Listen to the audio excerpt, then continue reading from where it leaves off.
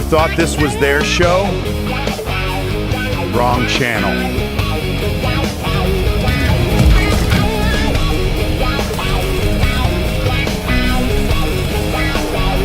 You know why we're here. To take over. No rules. No permission. No apologies. Just business. Found him! Oh, it's the Syndicate! Run! Nowhere!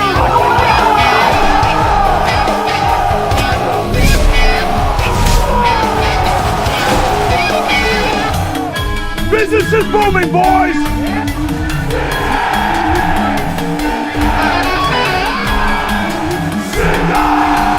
We big and take over!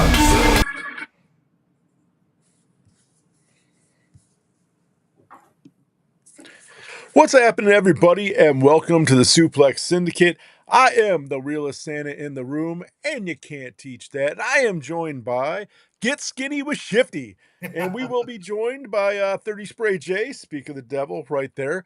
But guys, if you have not tried out our most awesome sponsor, Elegant Sasquatch, what are you waiting for? He just dropped a new series. And I got to tell you, I got it in, and I have Zeus, and he was not lying. This is a absolute panty dropper. And I will let the minority owner of Elegant Sasquatch speak. 30 Spray J, why don't you promote your half company? Or 45% or 30%, whatever you own. I don't know. I'm trying to buy stocks right now. And hey, shout out to Elegant Sasquatch. Much love, brother. He did have a passing in his family. So, you know, our hearts and our prayers are with you. I know you'll be watching or catching the replay. But as far as Elegant Sasquatch and this drop, the Greek mythology, you've got 4 cents. And they must be popular because he's also dropping bombs or butters. I think it's bombs. Butters. Yep. And you can't go wrong. There's 1 cent that isn't my preference in this whole, not in this lineup, but in all of Elegant stuff. There's one thing that wasn't my particular. But other than that, man, it's good for your beard. It's reasonably priced. He has great customer service. Even before we were co-hosts or anything, he was always reaching out and always having communication. So definitely, give it a chance. And these are some scents. He just keeps evolving with these scents, and these scents sound amazing. So that's all I'm gonna say. Shifty, you're an affiliate of him. So what do you got to say? Dude, honestly, my beard has never felt the healthiest or the softest since I started using his products. Whether it's butters, balms, oils, whatever, his shampoos. He never misses. He doesn't miss. So, right. And guys, here he is right here. He just wants to stop by and say hi. But we got you, Elegant. We got your back. And guys, absolutely use Suplex to get 20% off of all your orders. Woo! So let's get the Elegant Sasquatch some work because as Jay would say, Elegant needs to make some money because he's got a lot of food he's got to buy and he's got a family to take care of. So definitely take care of Elegant. Go there, Suplex for 20% off. Try everything. And if you're like me, get Zeus for sure. It is a Pante remover. So anyway, guys, this week we decided we were going to talk about the top 10 surprises of past SummerSlams. Okay. So are you guys ready for number 10? So I didn't put this list together. I kind of cheated because I was doing some stuff today. Didn't have a lot of time, but I had ChatGPT put this list together. And you guys can tell me what you think and how you think the ratings went in the chat. But here we go. Top 10. Number 10. Bayley returns with Dakota Kai and Io Sky, SummerSlam 2022. Bianca Belair had just defeated Becky Lynch when Bayley appeared for the first time in more than a year. That return alone would have been enough, but then Dakota Kai walked out despite having been released by WWE, followed by Io Sky. Now, why it mattered is this was more than a return. It introduced an entirely new faction that became Damage Control and reshaped WWE's women's division. So my question to you guys is, was the biggest surprise Bayley returning, Dakota being rehired, or all three appearing together? So Shifty, what do you think of number 10? Honestly, I think it was huge with all of the above. All three coming together. Dakota Kai was shot. It was shocking to see that she was released so quickly, and then brought back. But I really feel like there was a push for her to come back because I heard she has a a pretty good rapport in the locker room. I mean, and yeah, that was like the beginning of the women's revolution. You know what I'm saying? Like, it was. They were taking the steps to where they're at right now with the women's division, and it was a great thing to see. I feel like that faction, honestly, it didn't go as long as it should have, because they literally turned on. It's almost like the original Judgment Day, when it turned on. They turned on Bayley quick, and it was just over with, and then they all flourished and went away. Well, to be fair, they did accomplish quite a lot. I mean, like you're saying, they weren't around for as long as I thought they were going to be, but in the short, I mean, I don't even know, would you even call it a short term? Because it seems to me like it wasn't really short. It just wasn't as long as expected, but they accomplished a lot, man. They did a lot while they were together. I don't know if I'd call it short, but they could have went on a little longer than what they did. They could have pushed. I mean, look at the Bloodline. We're what, 5 years in on the Bloodline, or 4 years in or something. I mean, they can push that. And the Judgment Day is pretty much Liv Morgan and Dom Mysterio. Right. Yeah. They could have definitely, but like I said, man, they accomplished a lot. And then, they flourished, like you said. Io Sky came out. She championed. I will still say this to this day. I think pound for pound, she's probably the best female wrestler in WWE right now because of all her capabilities. But you had her, you had Bayley together. I mean, the accomplished list of Bayley, I mean, that's huge too. She was one of the 4 original horsewomen. So yeah, they had some stuff going on, and a lot of stuff did come out of that. But anything else you'd like to say about that one, Shifty? No, I mean, honestly, it's just it was I'd say short and sweet, but it wasn't sweet. It was more of like a bittersweet ending towards it. But obviously, they all wanted to pursue their own individual titles, and that's what happened. Right. Alrighty, man. So number 9, are you ready for number 9, Shifty? Yes, sir. Number 9, Shawn Michaels proves he can still go. SummerSlam 2002, Shawn Michaels had not wrestled a major singles match in more than 4 years because of a serious back injury. Fans knew he would face Triple H in an unsanctioned street fight, but nobody knew whether HBK could still perform at an elite level. He did more than survive. Michaels produced a classic and defeated Triple H. Why it mattered. What initially appeared to be a one-match comeback launched an extraordinary second chapter of Michaels' career. He went on to wrestle for nearly another 8 years. The surprise wasn't his appearance, it was the old Shawn Michaels was still there. Do you remember that match, Shifty? Oh yeah, I remember that. Yeah, honestly, I was in high school. I remember when that happened, and that honestly to me was, and when it first come about that he wanted one more match and he only wanted to work with Hunter and everything like that.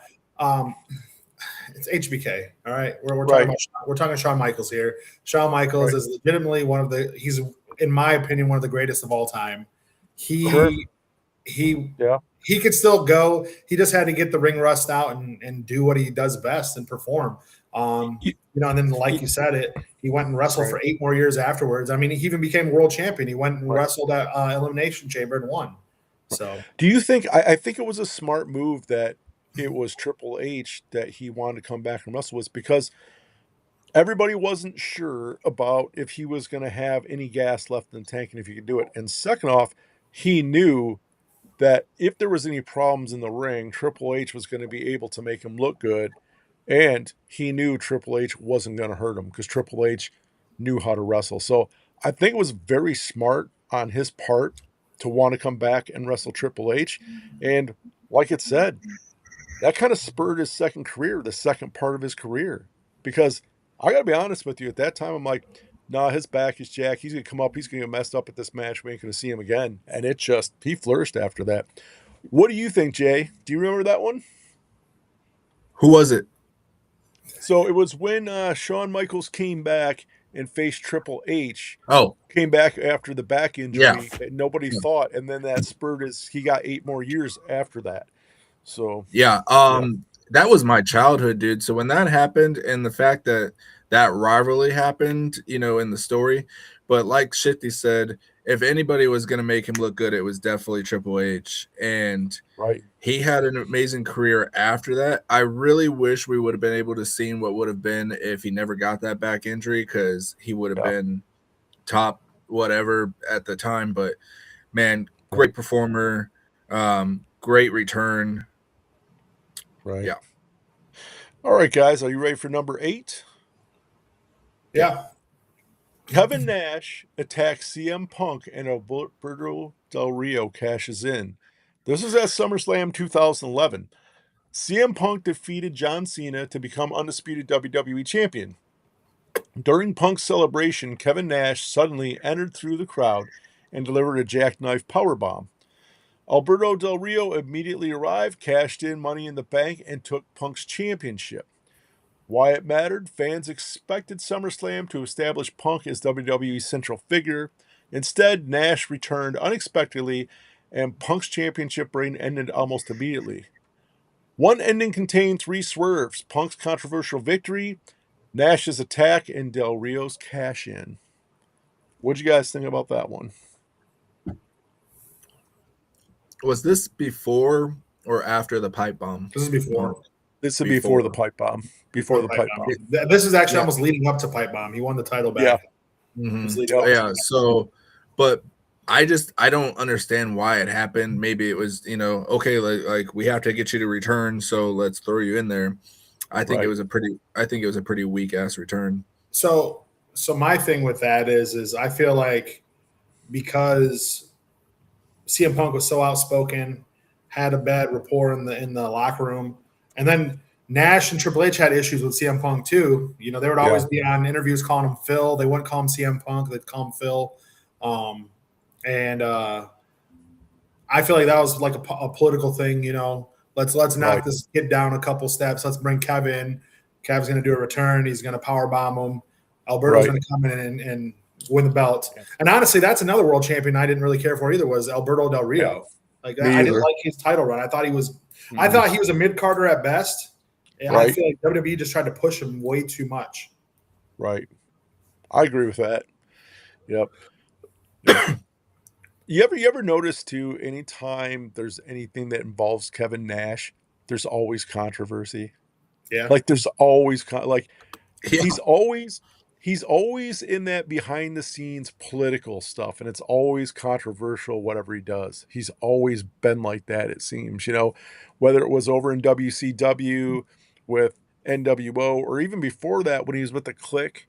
Them guys, and then when he came back, he's political, and still to this day, man, he's controversial when it comes to wrestling because he just does stuff. I just feel like he likes to hear himself talk. He doesn't know when to shut up. Honestly, granted, we would never seen the NWO if it wasn't for Kevin and Scott, but he's been just a big cancer too in the wrestling business. He was a part. Let's be honest here. He helped kill WCW. He does make some good points. No, he does. He makes valid points, but he also looked out for himself with his WCW contract, which helped kill WCW in the long run. If you guys haven't seen it, and you guys in the chat, there's a good video on YouTube. It's just recently, and Kevin Nash was talking to, I can't remember what podcaster, but they were talking about what led up to and why the finger poke of doom. And it's like an 8-minute video. It's actually pretty good. He goes through it and he's like, because if they would have originally done it how they were supposed to, I agree with him. He's like, it didn't make any sense. So if you guys get a chance, look up finger poke of doom and it'll pop up, and Kevin Nash gets into it. It's actually pretty good, 8 minutes to watch it. Well, all right, fellas. Number 7. Becky Lynch returns and destroys Bianca Belair. SummerSlam 2021. Bianca Belair. Time out. What is up with this list? This list is weak sauce. It better get better. It better get better. Jay? I got my own. There we go, Shifty. Let's get back to our scheduled programming. You're back from timeout. Behave. All right. Yes, sir. So, SummerSlam 2021, Bianca Belair was originally scheduled to face Sasha Banks.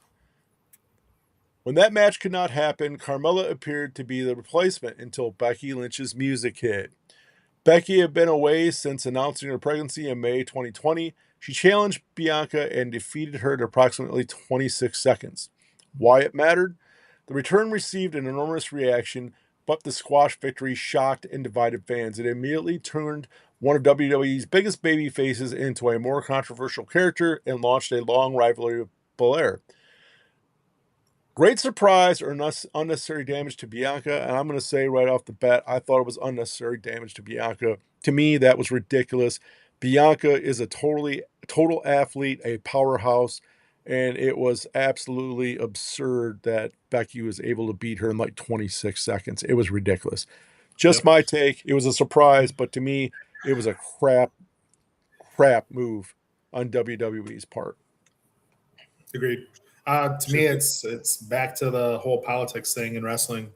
You know, Becky comes back. Seth is the guy, so Becky comes back, and there's that bullshit. Honestly, let's be honest though. Bianca, I'm going to be 100% honest with you guys right now. Yep.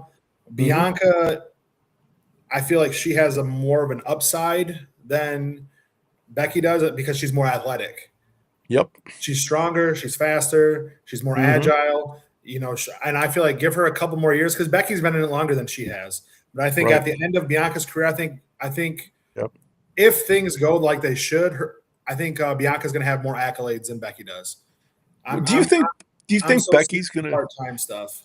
Do you think Becky's going to go down? Like, I think the one thing that ruins Becky is she can never figure out when it's time to stop. Like the man stuff, right? It was cool when she first started saying the man, but like we're at 7 years later, like, chick, it ain't working no more. Like, stop with that gimmick. She can't reinvent herself. You look at Bianca, like you said, her athleticism.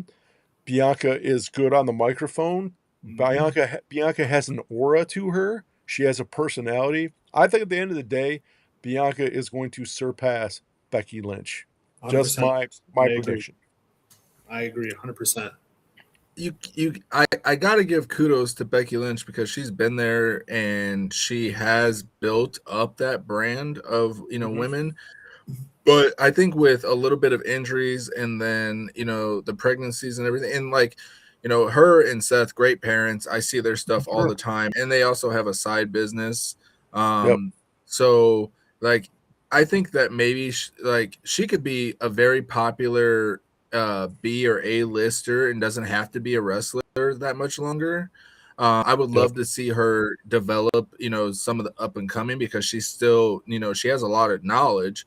You can't really say that she can't rebrand herself. I think it's maybe creative, because some of these stories that they give her are just weak. Well, but she also can't move how she used to. Hey, I'm talking. Do I have to put you in timeout? Can I have my moment?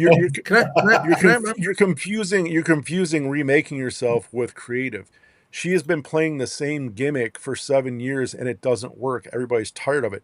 Yeah. She can be able to look at creative and say, the man is not what the man needs to be anymore. Let's do something else. But she's got too comfortable with it. She has not reinvented herself. Well, I mean, she tried to, though. Like she did the man thing, and then she tried to do 2-belt Becky, remember, for a hot second. Right. It just doesn't work for her, man. She has to figure something else out because maybe Nia Jax needs to hit her again and re-break her nose to not do something to her. I don't know. Okay, let me ask you. She was what if good she came back? Yeah. What if she came back as the Irish lass whipper again? That'd be cool. I'd be cool with that. Bring it back. Yes. Bring it back. Yeah. Look at the pops that she had when she come out when she was that. Right. She had huge pops. Yeah. Right. Let her go back to where she began and let her pull that gimmick again instead of this man stuff. Like, come on. But any last words on that one, Jay? Yeah. No, we're good. All right. Number 6. Roman Reigns returns to save Cody Rhodes, SummerSlam 2024. Cody Rhodes was fighting Solo under Bloodline rules when Roman Reigns returned after being absent since WrestleMania XL. The biggest surprise was not simply Roman's return, it was his target. Reigns attacked Solo and helped Cody, the man who ended his historic championship reign, to retain the WWE Championship. Why it mattered. Roman returned not as the untouchable tribal chief, but as the returning original leader confronting the bloodline that had replaced him. It instantly created the original tribal chief chapter of his career. So, did Roman help Cody, or was Cody merely standing between Roman and Solo? What do you guys think? You go ahead with this one, Jay. Dude, okay. So, from a fan's perspective, I think he was just standing in between, and they had to, do the bloodline story. To me, it was definitely weak compared to Roman's original return, and hopefully that's on the list. If not, I'll talk about it later. But it just it just kept going with the whole Cody and Roman story for too long, and then the Solo and Roman story was hot for maybe 2 episodes, and then it was just like, okay, when are they going to finish this? And then they finished it on Raw's debut on Netflix, and that, when it was supposed to be a pay-per-view match. So I think it was a poor choice on a return. They could have did something completely different, like if it was for the belt more. Was it for the belt? Was it already for the belt? No, it was just a match, right?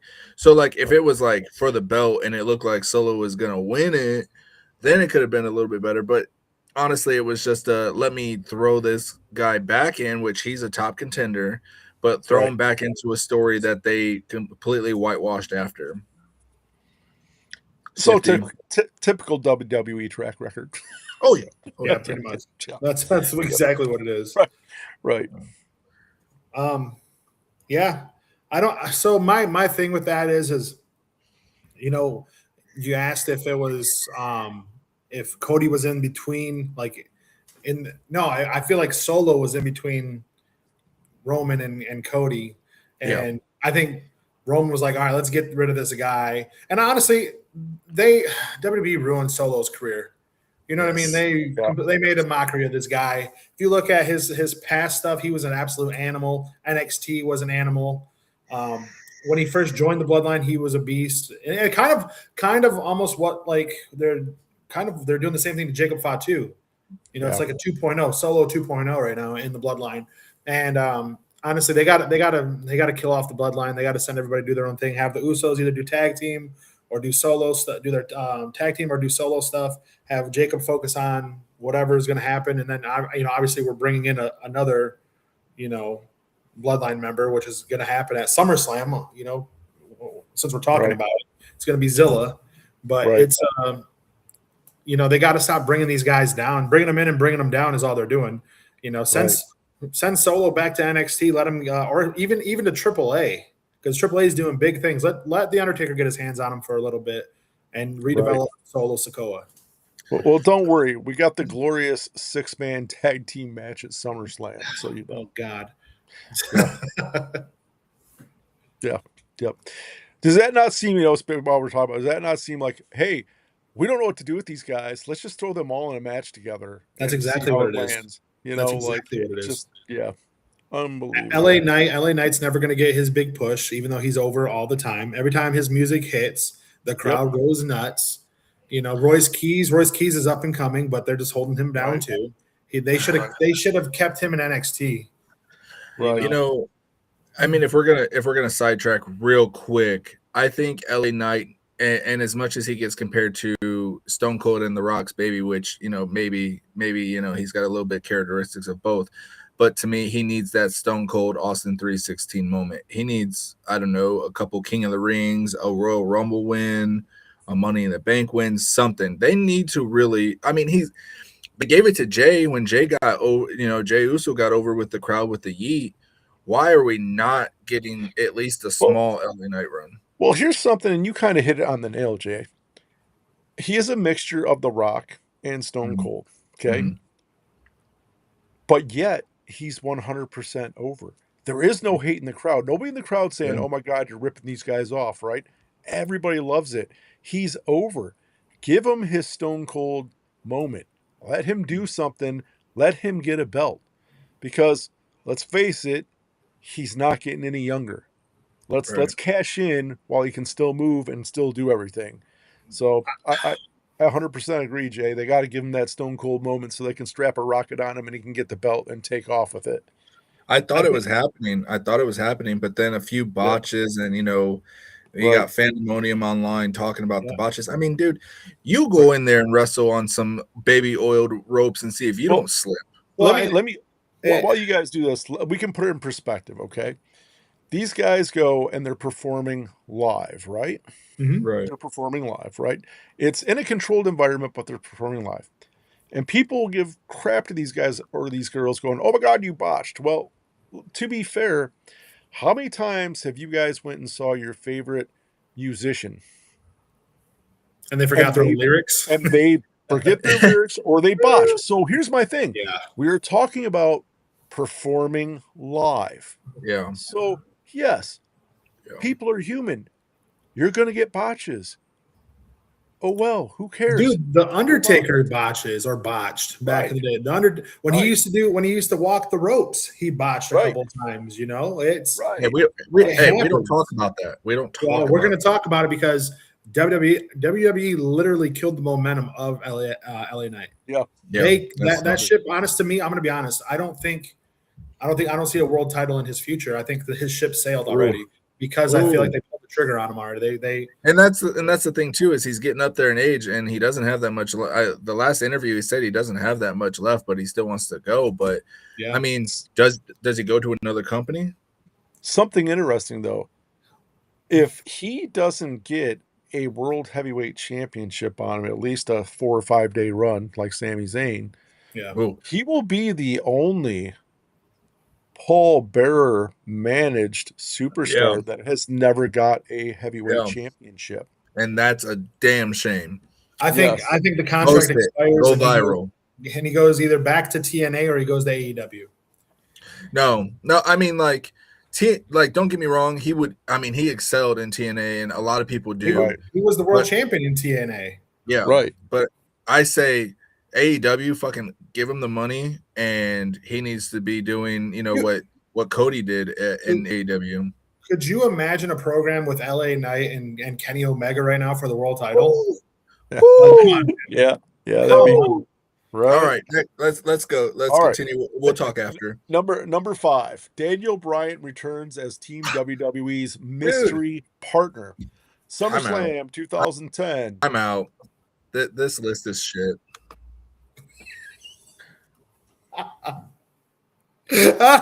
Well, at least the good co-host is still on, Shifty. Yeah. So Daniel Bryan has been removed from WWE shortly after the Nexus invasion.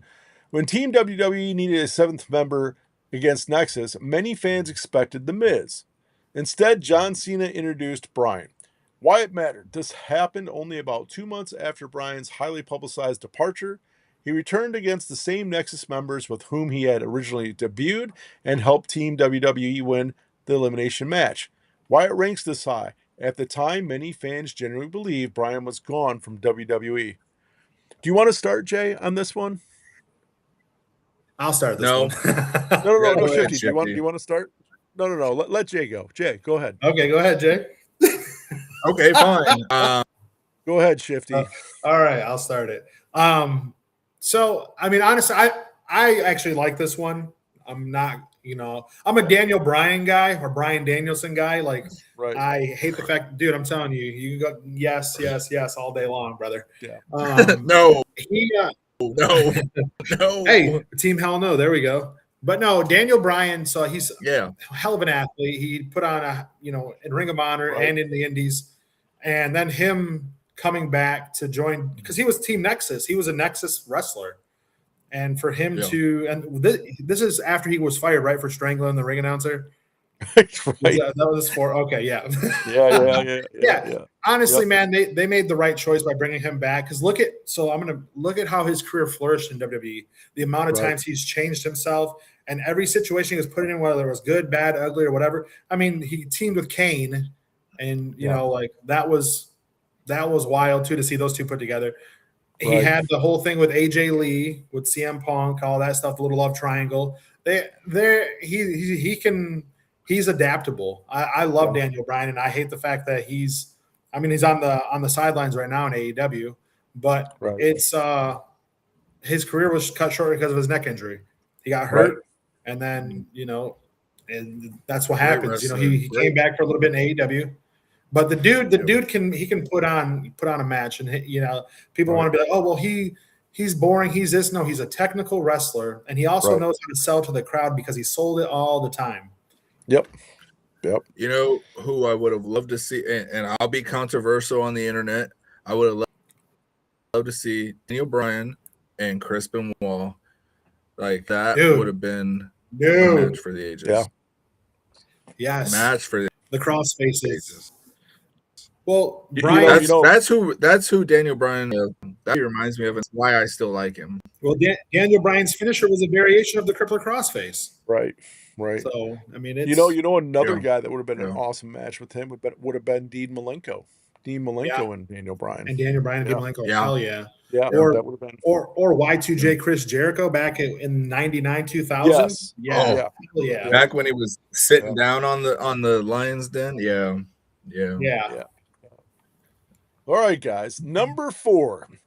Roman Reigns returns with a completely different attitude. SummerSlam 2020. After the Fiend Bray Wyatt defeated Braun Strowman for the Universal Championship, Roman Reigns suddenly returned and attacked both men. There was no smiling entrance, heroic rescue, or attempt to please the audience. Roman appeared aggressive, calculating, and focused entirely on the championship. Why it mattered. Within days, Reigns aligned with Paul Heyman and became the tribal chief. His SummerSlam return began the defining run of his career and one of WWE's most important modern storylines. This wasn't only a return, it was the birth of a new Roman Reigns. So Jay, since you're the fiend, how did you feel when that happened?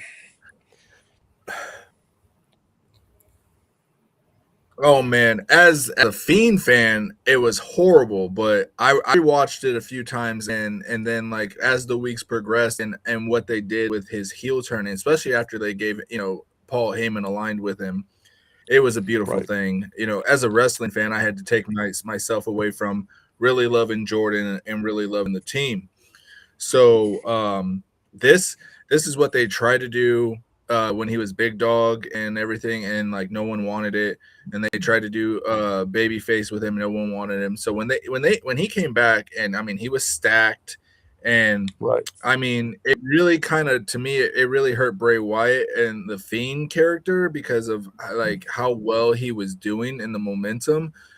That was kind of like, dang, that the timing of that really sucked for the COVID era and everything else. But I mean, this was a shocker of a return, and he really did. I mean, like, you see my name at Wreck Everyone and Leave.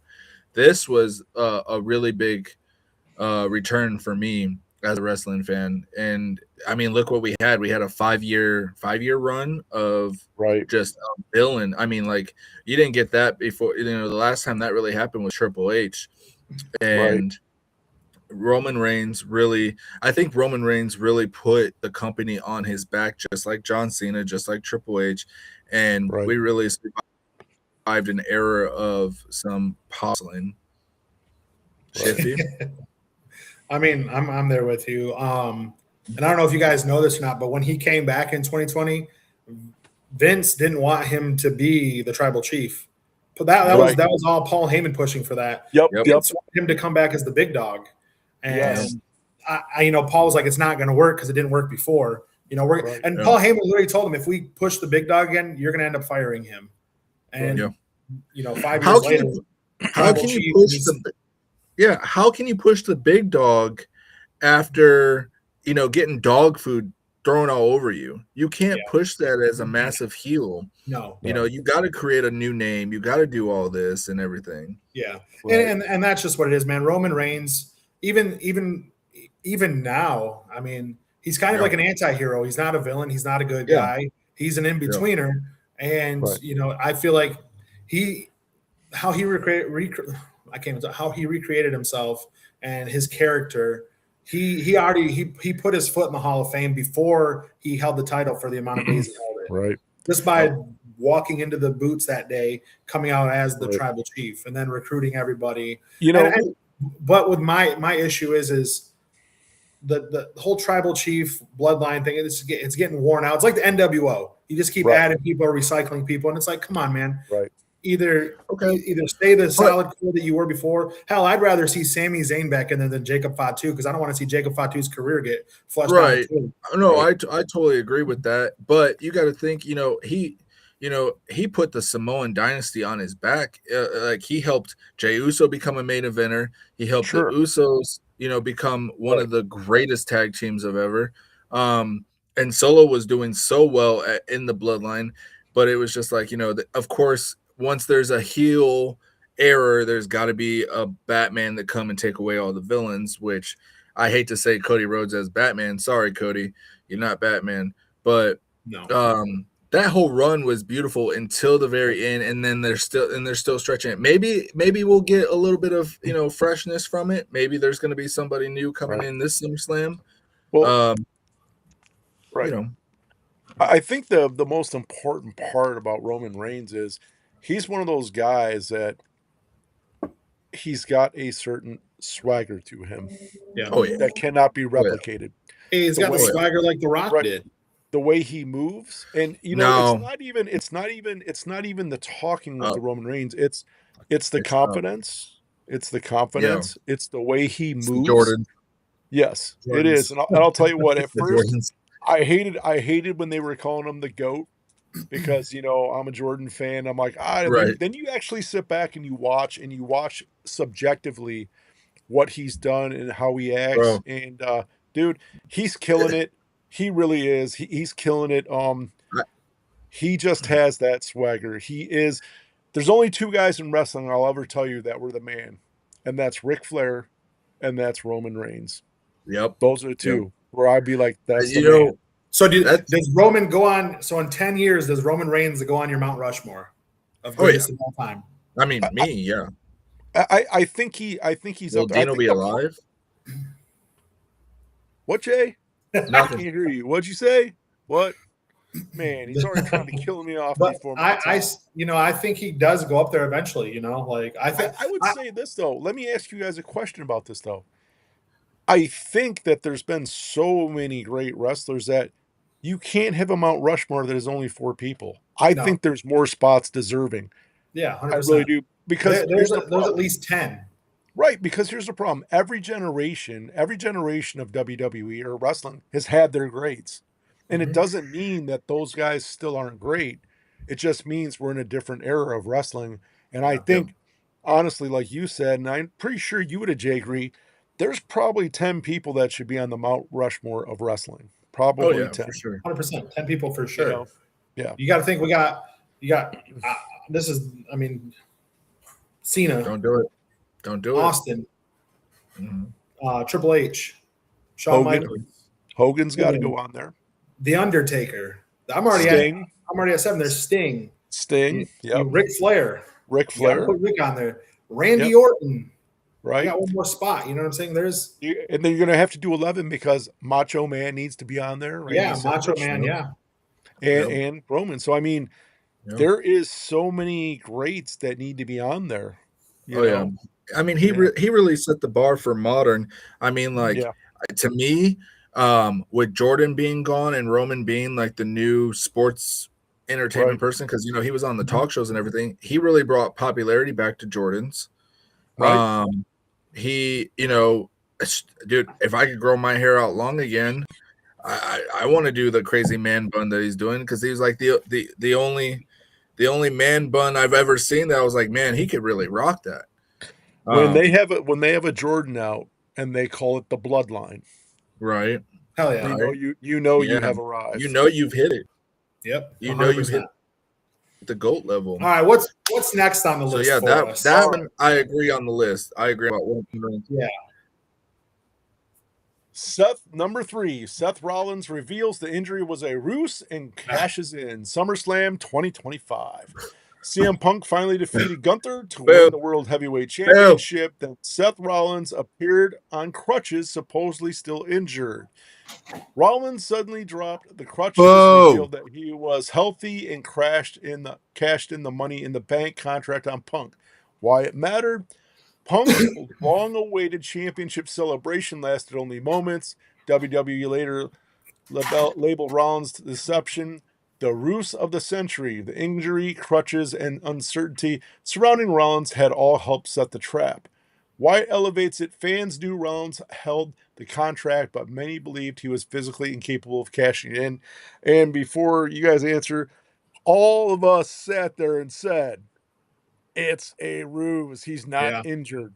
So was it a surprise to a lot of people? I'm sure it was. There were a lot of us that were like, dude, he's playing it. We can see the game. But a lot of people couldn't see the game. And it was. I mean, the bad thing is everybody's waiting for CM Punk to win, right?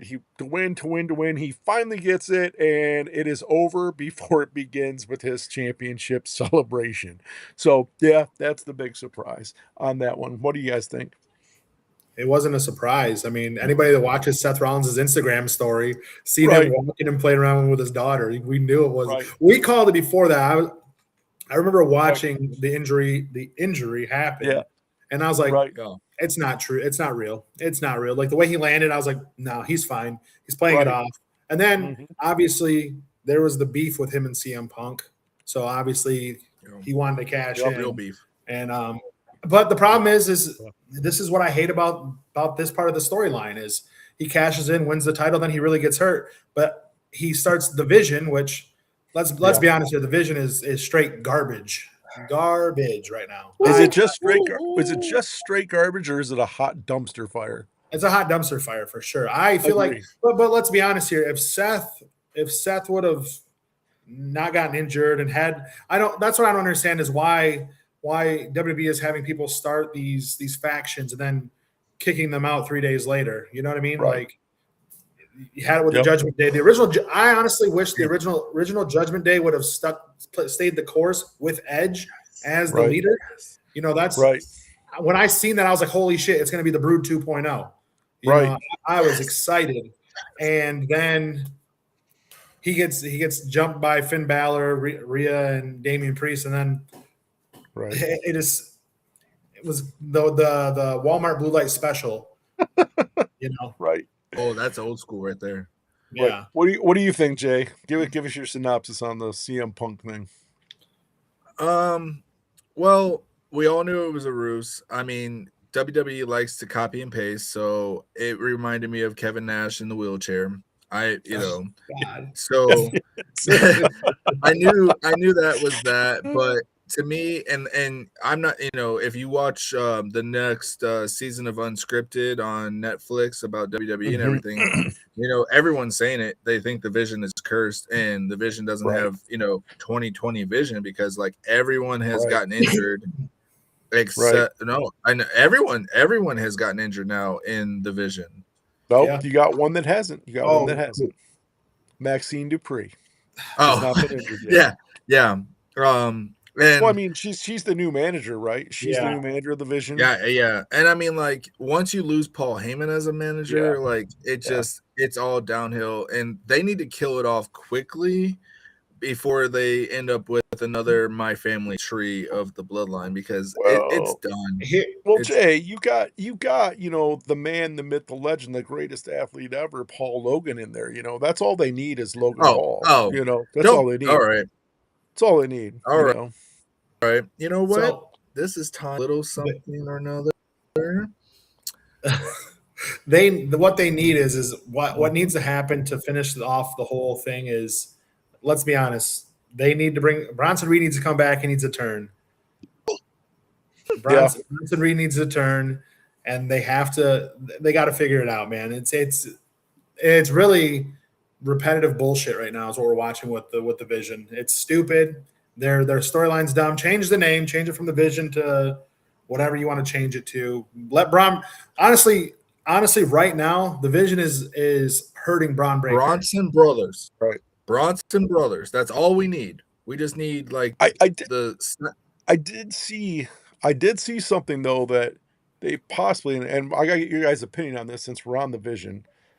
They're saying that they think there's still time that they can turn Braun Breaker into a babyface. No, they have to get him out of the Vision. What? He has that's to turn what I'm saying. Well, they were going to have him. They were going to have him. From what I heard, they're going to create something, have him get jumped or something by the Vision, and that's going to flip him, and he's going to turn babyface. I don't think it's time yet. I don't think we need to have him because like you guys say, I want to see him and Bronson again together. Honestly, I would rather see Bronson Reed come back and turn babyface and turn on the Vision, and then him and Braun Breaker have a rivalry or something like that. I don't want to see. Right. I'm so tired of the Vision, man. You have this young guy he's an amazing athlete. Yeah, did he botch his spear? We all seen it. It was awful. Right. And it was a lot of speed. Yeah, it was a lot of speed, but still, you got to make contact. I mean, there is that. The thing is, I mean, let's be honest. He's a Steiner. I hate that they don't give him the Steiner name. I think he should fake an injury and come back as a Steiner and have his uncle Scott be his freaking manager. Yes, let's do something like that. I'm here for it. Let it happen, dude. If he came out to Big Papa Pump's music. With a mixture of like the barking and everything. Oh my God. There's only one caveat I have for that. Okay. If you turn him into like 2.0 Big Papa Pump, right? Which he could pull off 100%. Then they have got to pair him up with Jordan Grace because she was coming out to Big Papa Pump stuff too. Put them two together in a faction, him and Jordan Grace. Make it happen. Scott Steiner's the manager, and let's rock and roll. Get it done. Yeah, 100%. You know, they could do an intergender tag team. You know, I mean, other companies have, and WWE hasn't yet. Well, that would be great. AAA has it. AAA does. Yeah, AAA has it. Yeah. Right. Yeah. But I'm here for it. But do I want Paul Heyman with Braun Breaker? Yes. I wouldn't mind having Paul Heyman with Bronson Reed because, I mean, Bronson Reed, I think he has a little bit of talk on the mic, but, you know, he's a big guy, and sometimes big guys just need to have that mouthpiece. Right. Hey, bro, he's actually cut down. He's actually pretty jacked right now. Yeah. Oh, he's still a big guy. He's still a big guy. 100%. Right. I would think that to me, Bronson Reed coming back and getting jumped would be the story for babyface because he reminds me of like Evolution and like Batista getting the title.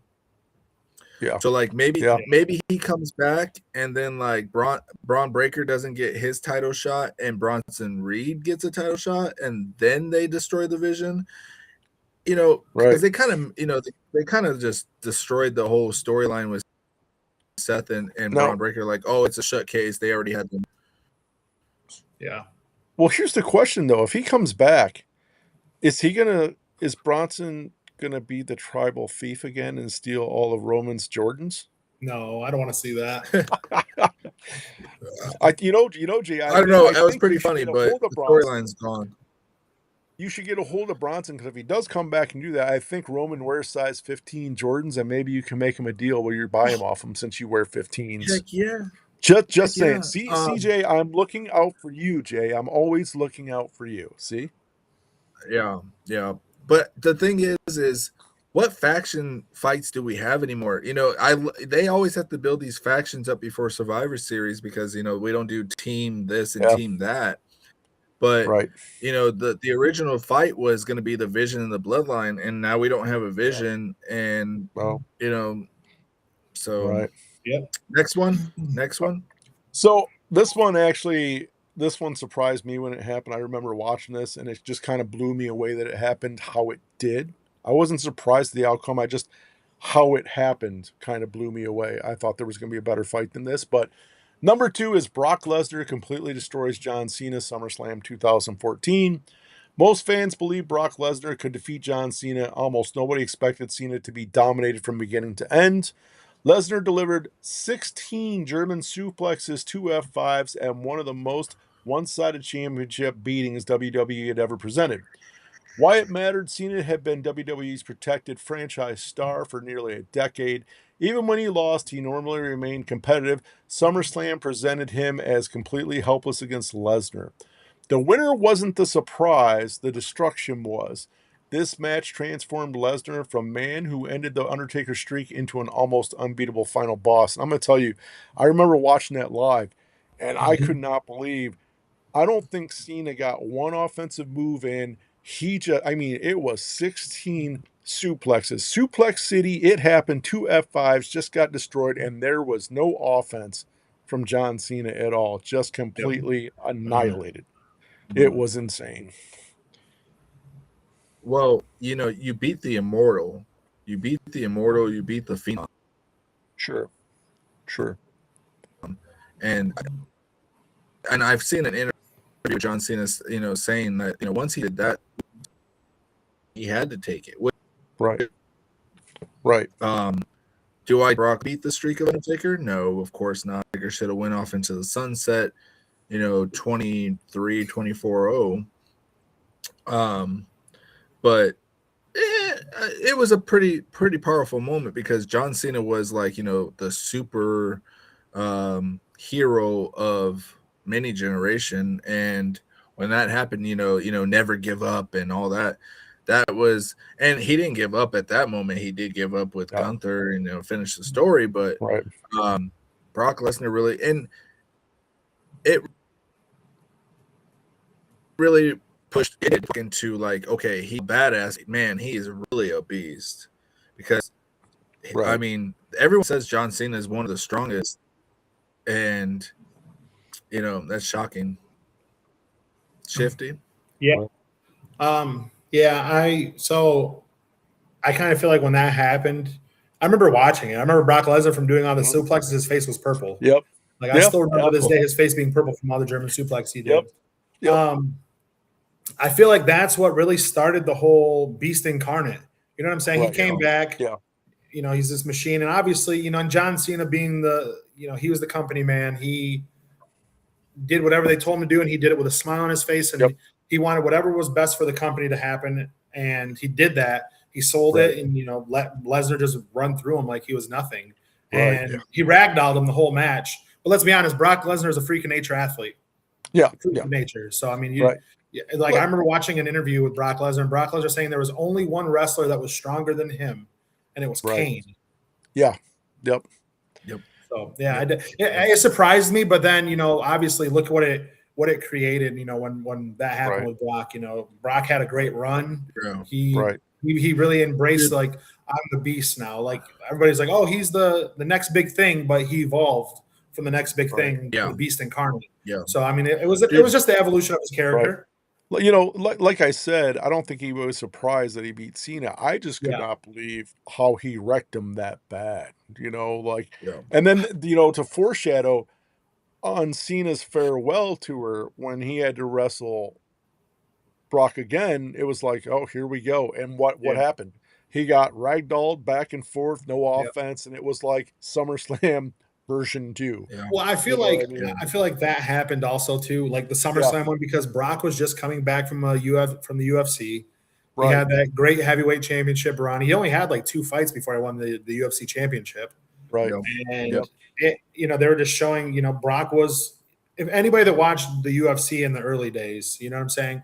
Yep. Brock Lesnar was one of the names that you always seen, and the heavyweight division was top notch because of Brock Lesnar. Yep. This ain't WWE. He showed him. This ain't WWE. Yeah, he showed him. He showed him exactly. But then when he comes back to WWE, he's still doing the mixed martial arts gimmicks. Like he put Triple H in a Kimura and all that other stuff. Right. Hey, when he took the gloves off on Triple H, remember that? Yeah. Triple H. What about when he dropped the elbows on Orton and busted Orton open? Well, okay, and then remember when Braun Strowman heavy kneed him and he just Well, he hits him and tells him slow down. Yeah. You know, there's only one guy I ever felt sorry for that Brock was in the ring with, and we're talking UFC, so I'll say a cage, but the only guy I ever felt sorry for was Spike Dudley. Poor Randy Couture. Yeah. Randy Couture was a champion, and he thought, and I'm like, dude, and what did he give up? He was giving up like 75 pounds against Brock. I think Couture walked into like 215, 220. Yeah. And Lesnar had to cut down to 265. So I'm guaranteeing by fight night he was 280, 290. Right. He was up there. Right. And he poor Randy Couture did not know what he was in for, dude. And it was bad. Yeah. All right, guys. Are you guys ready for number one? Yeah. I don't know if this one really deserves to be number one, but I'll get your opinion. Number one, Triple H betrays Daniel Bryan and Randy Orton cashes in. SummerSlam 2013. Daniel Bryan defeated John Cena cleanly to win the WWE Championship. Confetti fell, the crowd celebrated, and special guest referee Triple H raised Bryan's hand. Then Randy Orton walked onto the stage carrying the Money in the Bank briefcase. Orton initially appeared ready to leave, but Triple H hit Bryan with a pedigree. Orton returned, cashed in, and became WWE Champion. Why does number one? It combined an emotional championship victory, a shocking betrayal, a Money in the Bank cash-in, and the beginning of WWE's Authority storyline in a matter of minutes. Bryan's victory lasted just long enough for the audience to believe the happy ending was real. This wasn't simply a surprise appearance, it changed WWE's main event direction and helped create the movement that eventually carried Daniel Bryan to WrestleMania 30.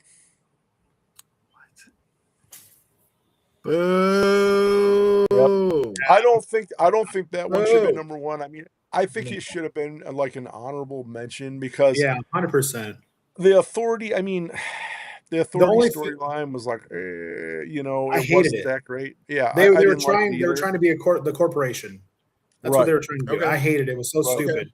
So all right, let's not even talk about this. Let's not, because it's not even. So let me give you some of the honorable mentions, and you guys say yay or nay. Okay. Some honorable mentions. Honorable mentions. Brock Lesnar returns after Roman Reigns versus John Cena 2021. Yay or nay? Okay. Nay for me. All right. Jimmy Uso betrays Jey Uso 2023. Yeah, that's leading to main event Jey Uso. So yeah. All right. Yeah, that's shocking. Dominic Mysterio betrays Rhea Ripley 2024. Ooh, I'm partial to that one because I'm partial. I don't know. That really put him as a heel though. So but he was already heel. I mean, I think what it was is, honestly, I'd rather see Rhea Ripley in the Judgment Day than Liv Morgan. So this one, like to see Rhea Ripley. The real Undertaker defeats the imposter Undertaker 94. That's when the summer long mystery ended with Paul Bearer presenting the original Dead Man. That one was good.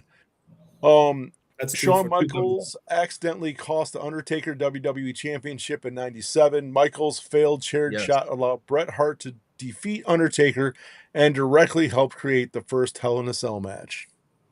Yep. That's history. Yep. Yeah, why didn't you pick these, Dino? I didn't pick them. If my other co-host would have actually got a list together instead of making me do everything. I have the list. You're on the list.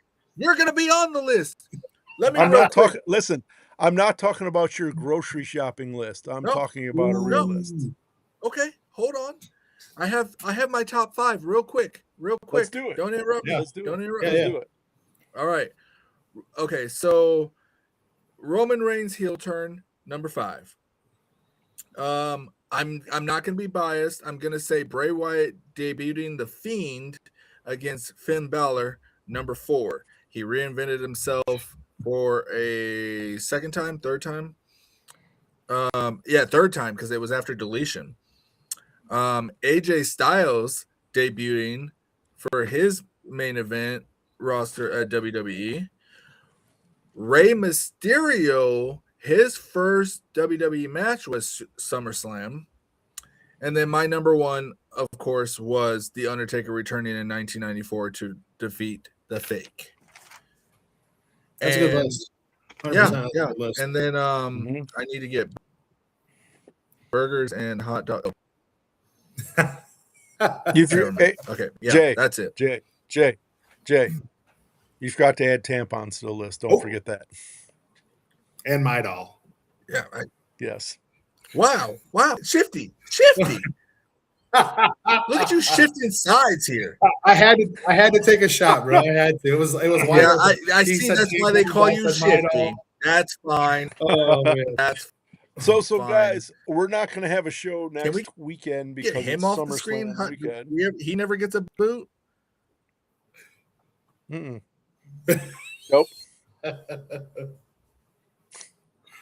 So we're not going to be on next Sunday because of SummerSlam. So do you guys want to talk a few minutes about SummerSlam predictions? Yeah, do it. You don't want to talk, Jay? Jay, I'm sorry. I'm sorry. I'm lagging. Bad. I'm lagging. It's my bad. What do you guys want to talk about making some predictions for SummerSlam since we're not going to be on next weekend? Oh yeah. I got it.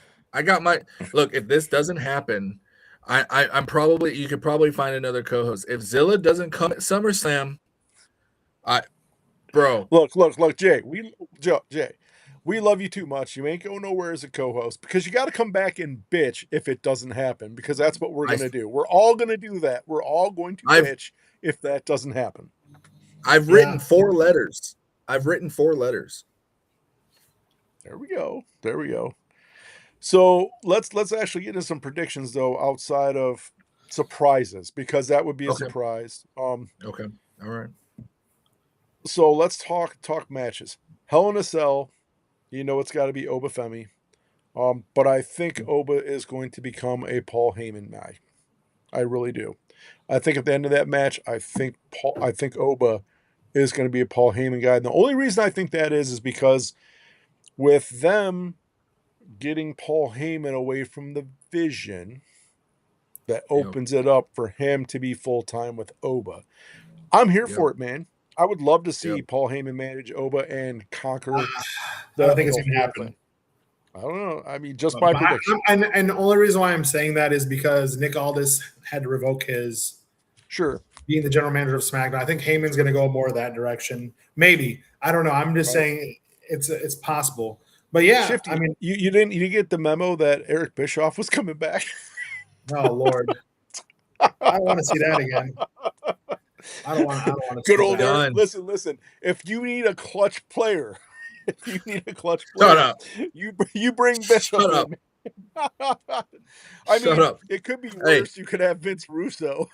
Oh God, that would be no. What they need to do is Paul Heyman become an Oba guy. Now, I want him to give Brock a hug and walk out with Oba and raise his hand. I don't want it to be like a backstab. But bring back Teddy Long. You're going one-on-one with the ruler, Oba. Well, we did see that Vince kind of got cleared of charges, and maybe Vince comes back and runs everything. Maybe. Okay. So I say Oba wins it. Oba wins. I just don't want it to be Brock's last match. I really don't. They haven't really as far as last. Yeah, but as a storyline, they haven't said anything, and that's what's shitty. Well, he already retired once. Well, came back. Okay. Yeah. Well, no, he retired. He retired once because he didn't want to retire to Gunther. Yes, that's why he did what he did at WrestleMania. My thing is this, though. I think Brock learned something very important from Goldberg. Okay, and I think what he learned is retire when you are on top, because even if Brock loses, he's still on top, dude. He's still the man, right? Yeah, don't come back. Don't stick around and keep being that guy that's just there. Not just that. He's not gonna continue to bitch online and in interviews like they owe me a retirement match. No, they don't. You've had 7 of them, bro. Stay gone. Right. But I think you learned that important part that when you're that guy who is considered the guy that is the biggest badass, you retire the right way. Yeah. And you want to know what? There's not a better way to retire than being put out and retiring to a guy like Obafemi who can carry that torch. Yep. So this is going to be it. I think, like we talked about before, though, I really think that they'll have him come back and do some appearances, not ring work, but appearances, and maybe work with the developmental, because I'll tell you what, that guy can teach a lot of people how to move and how to do stuff. So I don't think his WWE career is going to be completely ended. I just don't think he'll be in front of the camera anymore. I think he'll be doing behind the scenes work and stuff, you know? Yeah. Next up. So I think it can either work out great or it's either going to be really stupid. What other? There's many big matches. Well, here's the thing that's got me kind of perplexed about SummerSlam. So now you have Jade and Charlotte qualified for the ladder match to win the interim women's championship. Now, the thing is, if that's night number 1 and one of them win the belt, they still have a singles match on one of the nights. So could it possibly be that Charlotte or Jade, one of them, wins the belt and then they're defending it the second night of SummerSlam? That to me is going to be interesting to see how it plays out, because I just can't believe that they would have both of them involved and then they're involved in a singles match too. So how I think they should spin it would be Charlotte wins it, giving her 15th. Night 2, Jade wins it. Yep.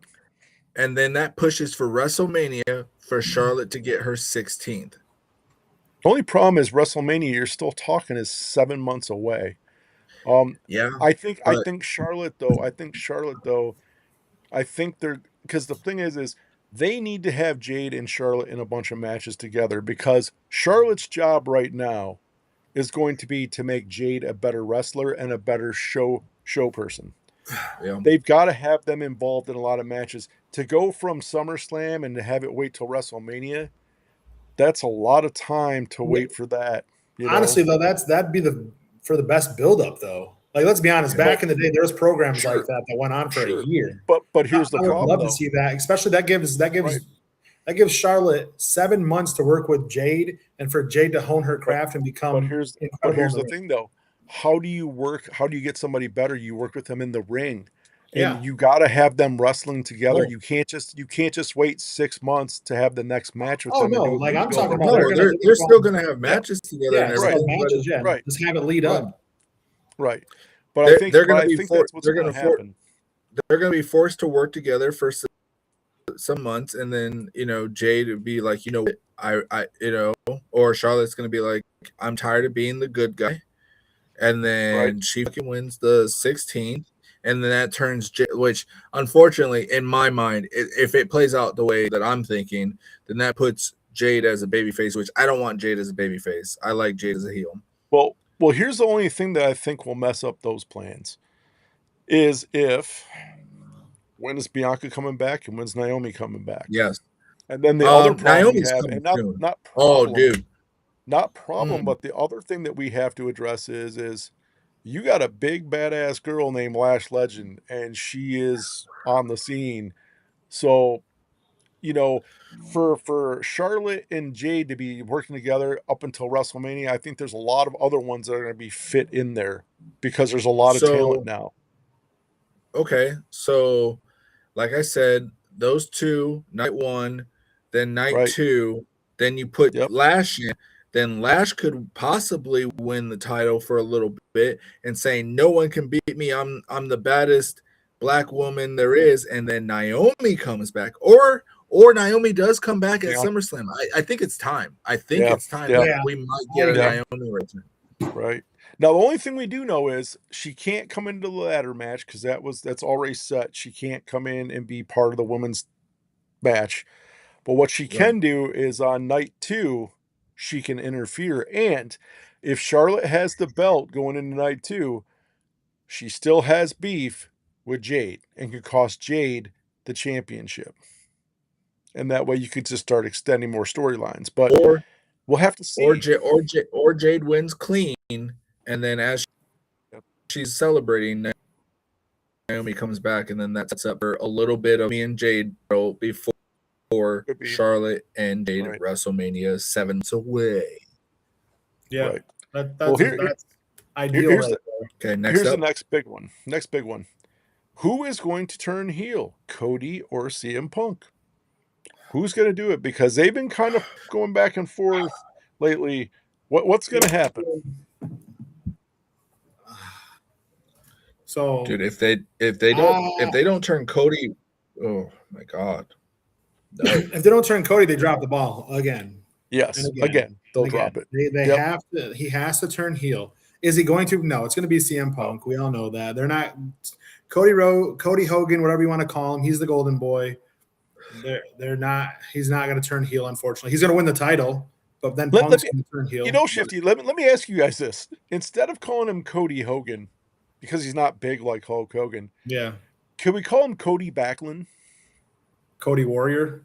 Cody Backlund, because Bob Backlund held the championship for how long, and it didn't matter who came after him too, and he did. But because they're about the same size, Cody and Bob Backlund were about the same size, and baby faced and all that.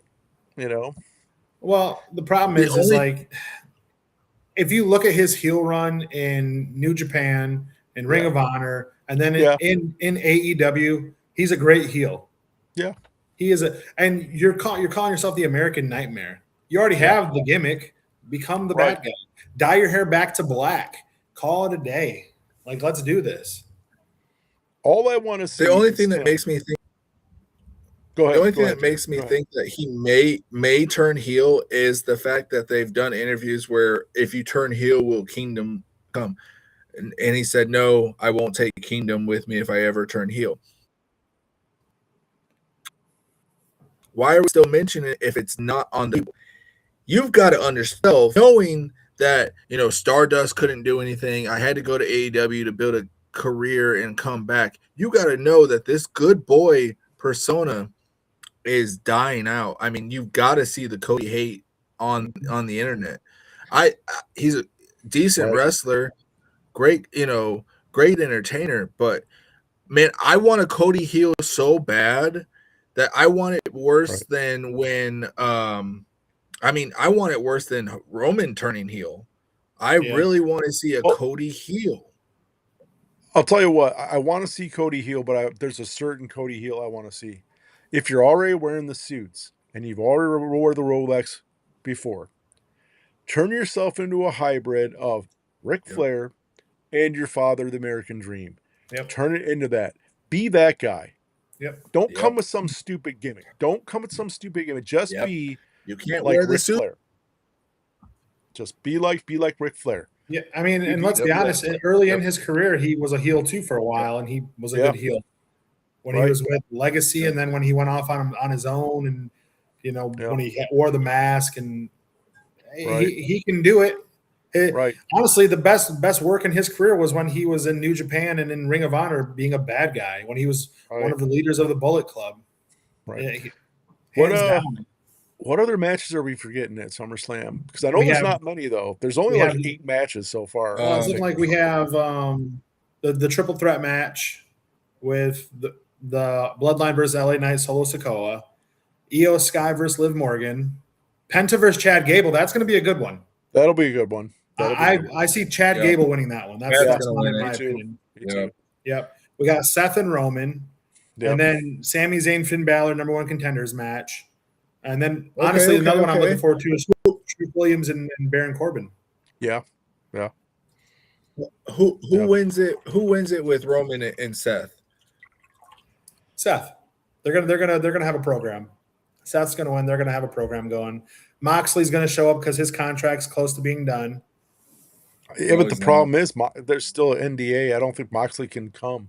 I don't think he can. Legally, I don't think he can. But I think the problem though is it's almost like they foreshadow who's going to win, right? Yeah. Roman's never won against him before. Roman has to win. I'm going with I believe Roman's going to win, just because they're going to finish his story. That way they can't say he never won against Rollins. Yeah. Well, and then we got Gunther, Nick Aldis. That's another one. And then we got our favorite Danhausen versus Dom Mysterio. Right. Yes. Right. Yeah. A lot of human monies on that. I have a Human lot of monies. human monies on it. A lot of human monies. But honestly, I'm looking forward. Honestly, I'm looking forward to seeing Nick Aldis back in the ring. It's been a long time. And I look forward to it too. But is it a one-off? Because so if we're talking, someone's going to replace him as general manager. Are we getting Nick Aldis back? Is he going to be like? I think if he beats Gunther, he's back and he's going to wrestle like he was supposed to originally. Oh, okay. I think it would be very interesting because the dynamic is. You say Seth will win it. I say. Go ahead. Go ahead. No, go ahead. Who, me? I wasn't saying nothing. I'm going with Seth. I already said my piece.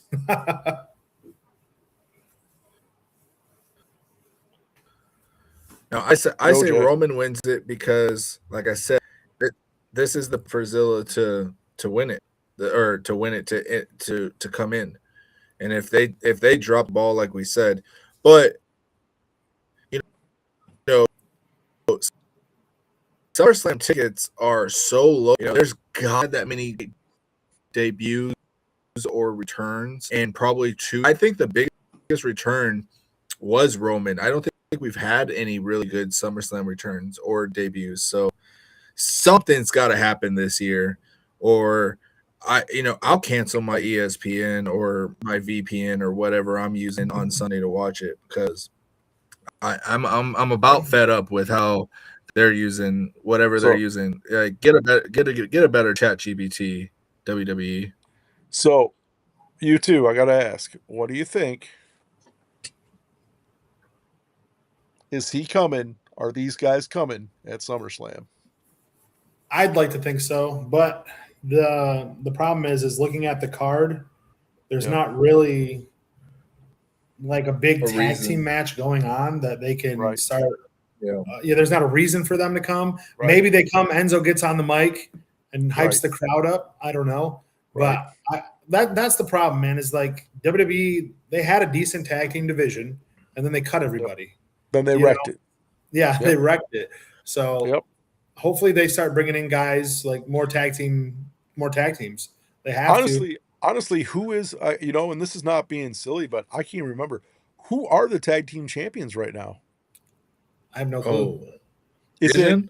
It's not the Vision. No, I thought the Vision lost it. No, the Vision's the tag team champions on Raw. That's right, because they just won it. They just won it back from the Street Profits. That's right. Yep. Yeah. But even still, though, the Vision. When I think of the Vision, I don't see it. I see a bunch of mid to low card guys. Right. Well, who the tag team is what? It's Braun and Austin, or Braun and Theory are the champion, right? Yeah. Braun and Theory. Yep. Do we get a Bronson Reed return? I don't think there's a Vision match. There's not a Vision match unless. No. Yeah, I don't know. So the only fear I have is you have unless he comes out to help. Seth Rollins if Zilla comes. No. Well, maybe. I don't know. Maybe. Because he was the shocking. Right. Sorry. Right. Is we got 4 matches a night pretty much. So does that mean we get 3 hours of commercial and 15 minutes of wrestling like WrestleMania? Yeah. Probably. Yep. Looking at the card, there's not many spectacular. Like honestly, we want to see Oba and Brock. Right. We want to see Roman, Seth, Chad and Penta is another one that sticks out. I could care less about the triple threat match or the 3-man tag or 6-man tag match. I want to see Danhausen versus Dom because it's comedy. Right. And then the Bella Twins and Paige versus Fatal Influence, I could care less about. Right. Cody's match, we're gonna sit there and hope and pray like, oh, he's gonna turn heel, and then he doesn't. Gunther and Aldis, I want to see Nick Aldis back in action. It's been a while. Right. Honestly, Sami Zayn, Finn Balor could be a good one. But honestly, I think the one that the match I'm looking forward to the most is Trick Williams and Baron Corbin, because I want to see I don't want to see either of them win. I want to see a DQ or something. I want to see Carmelo Hayes come out, because Carmelo Hayes deserves an actual one-on-one shot at Trick Williams for the U.S. title. Not have Baron Corbin out, destroy him and destroy Trick. Right. More than likely, what they're going to do is they're going to put the belt on Baron because he came back. Right. You know, another mistake I think WWE makes is they're putting some of the best matches free on ESPN before the pay-per-view starts. Like 100%. they're putting the Obafemi, they're putting the Hell in the Cell match before everything for free on there. I'm like, why would you do that? Oh, what? Why are you putting that? I didn't even know. Yeah. That one's like free. And you're that was like remember I think it was Brock and Roman or Brock and Seth at WrestleMania. They put a match on earlier because Brock was threatening to leave because he didn't want to be the last one on the card. So but that's a seller match right there. They've been pushing it and pushing it. Like, why would literally every Monday we watch Monday Night Raw, and the first ones that come out is either Oba or Brock to talk about the match. Right. Why are we not riding this into the sunset? Right. So my last prediction for SummerSlam, and really, the way that Cody turns heel is finally The Rock comes back to take his soul. Hey, I'd be down for that. Just to see him turn heel. Come on, Rock. Right. Full circle. Right. Full circle. Let's do this. Right. Well, we can only hope, but WWE's track record with all this storytelling has not been very great lately. No. But we will not be on next Sunday because we're all going to be, hopefully we won't be disappointed at this time next Sunday watching SummerSlam. But we will be back the following Sunday to give you the SummerSlam recap. And hopefully Jay's not crying. Hopefully I'm not crying. Hopefully Shifty's not crying. Hopefully we have some good wrestling news that will carry out through the SummerSlam. I mean, to WrestleMania next year. But hopefully we get some good stuff and more excitement is generated so none of us get bored watching it. Because there are often times with wrestling where you're just like, this is boring. Please change things up. So hopefully we get some new stuff. And you never know. Maybe next episode we'll have all 4 of us on instead of 3 or 2. We'll figure it out. But guys, before we leave, we got to give it one more time to our sponsor, Elegant Sasquatch. Suplex saves you 20%. Check him out. I just bought all of these. I got them in. They're absolutely fantastic. Do yourself a favor. Don't sleep on the Elegant Sasquatch. Don't sleep on this collection. Get the Mount Olympus collection, because I'm going to tell you, Zeus right there is probably one of my favorite panty droppers I have in my collection. And Jay, you've seen my collection. I have a whole lot of beard product, and it ranks very, very high in my collection. So guys, check out Elegant Sasquatch because he helps us do this show, and he's a good guy. And like Jay says, he has to make some money so he can go grocery shopping and cover the food expenses. So make sure Elegant Sasquatch does not go without getting food, because we don't want to see a skinny Squatch. We want our Squatch healthy. So guys, other than that any final words? No. Great show with my brothers. Jay, I miss Jay, you. I miss you, Elegant. No. I mean, like, I miss Elegant giving me crap because like you just keep pushing that button. But Suplex Syndicate, we're here mostly on Sundays. We're here. You should be watching us because we're dropping some knowledge. We're dropping some real too sweet violence. We got the realest Santa in the room. We've got Get Skinny with Shifty.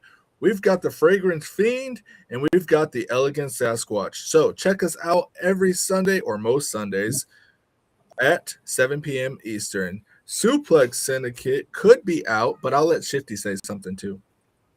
Honestly, we're out of here, boys. It's Sunday. We went over on our time. Let's get out of here. Push the button. Let's get out.